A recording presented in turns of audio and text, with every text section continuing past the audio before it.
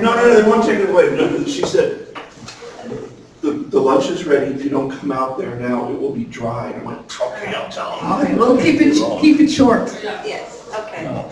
So, are there any questions at this time? Because we can keep it very short. It's all right, it's okay, I can take it. Yeah, take it. It was fantastic, love it all. Just a quick one on the gateway issue. We did a significant report on that. You wanted to go to this. Oh, yeah, Stephen asked a question about the gateway. How do you deal with that? You have to, the question is marijuana a gateway drug? You have to look at the data, okay? For example. We did. Yeah, right. If you look at the people in treatment for amphetamines, and if you look at the people in treatment for opiates, and so forth, the studies that have been done show that 80–90% of them were also using marijuana. Okay, and so that's one issue there. The data on opiates shows that marijuana use can merge into opiate use. And even if it's not a gateway drug to other drugs, it is now so potent and so dangerous that even by itself, whether it leads to other drugs or not, it's a very important issue. Yeah, it's no longer 2–3% THC. The reason I asked that question was that it depends on how you're defining the correlation. And what I read in some paper was that there is 50 times bigger chance that somebody who has never used who has used marijuana compared to has never used marijuana or any other drug will use heroin.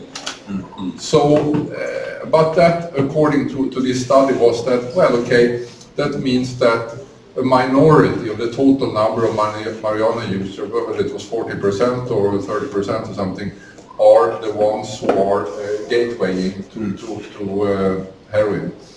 And so that's all like a semantic play, because to me it would be, if it's 50 times bigger chance that a marijuana user goes to heroin compared to a non-user, I would define it as a gateway. Yeah. But they define it as not the gateway because it's less than 50%. Yeah.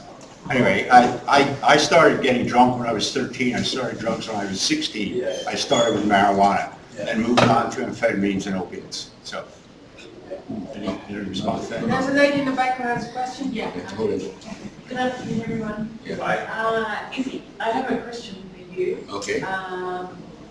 Well, it's more a concern, I guess, than a question. But just listening to, especially from the African setting, because I'm so much involved in working in Uganda and working with children and the children's rights.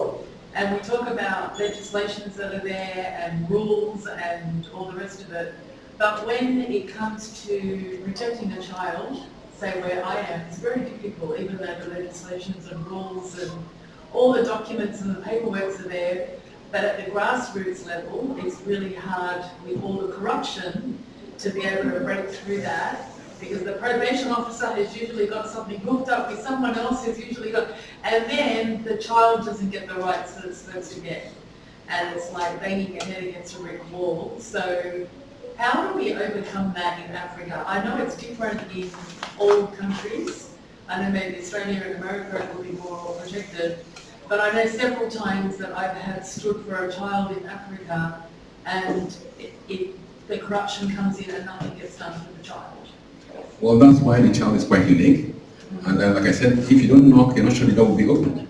And I'm sure you've not tried litigation, going to court. You've not tried to use the court process.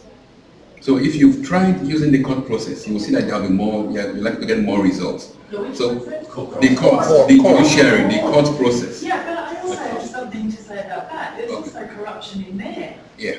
Because, you know, it's just this side, no, it's like this suffering. Yes. And we've seen cases come up and then they get paid off and then the child doesn't get the justice.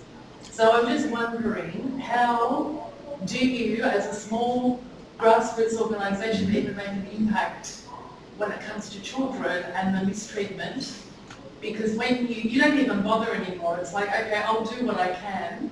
Because when it goes to the next level, they're going to ask money from me to begin with, and then people are going to make money off this child, and then nothing's going to happen for the child. Yeah.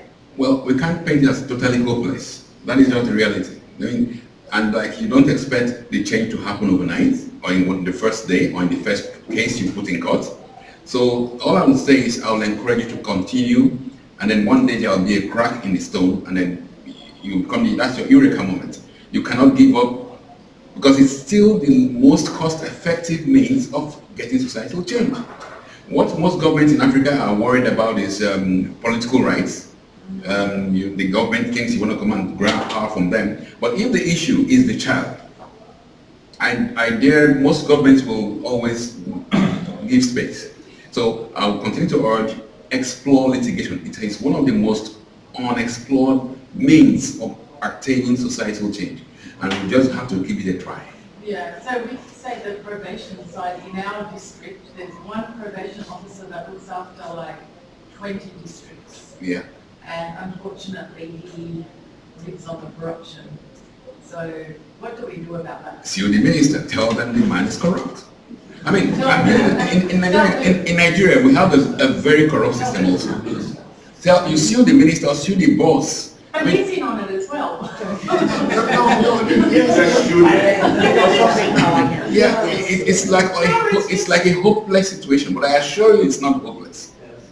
I am a living example. I brought the first tobacco control litigation against the government, and guess what happened? Immediately I sued that tobacco should be regarded as a drug and thereby subjected to regulations. The government stepped in. The case did not go very far, but the government stepped in and they instituted a case like what they had in the US that gave rise to the master settlement action. Yeah. So you have to give it a try. Yeah. The solution can never be to give up. Yeah. You've got to try. You may not succeed the first time, but try again. I would say that's a very nice sentence to conclude with this question. Okay. Keep going, don't give up, Yeah. and there's hope. I would say if you can continue between lunch, sit next to each other, and then, or after lunch. Meanwhile, I say feed your belly and we'll see you back in an hour. Okay.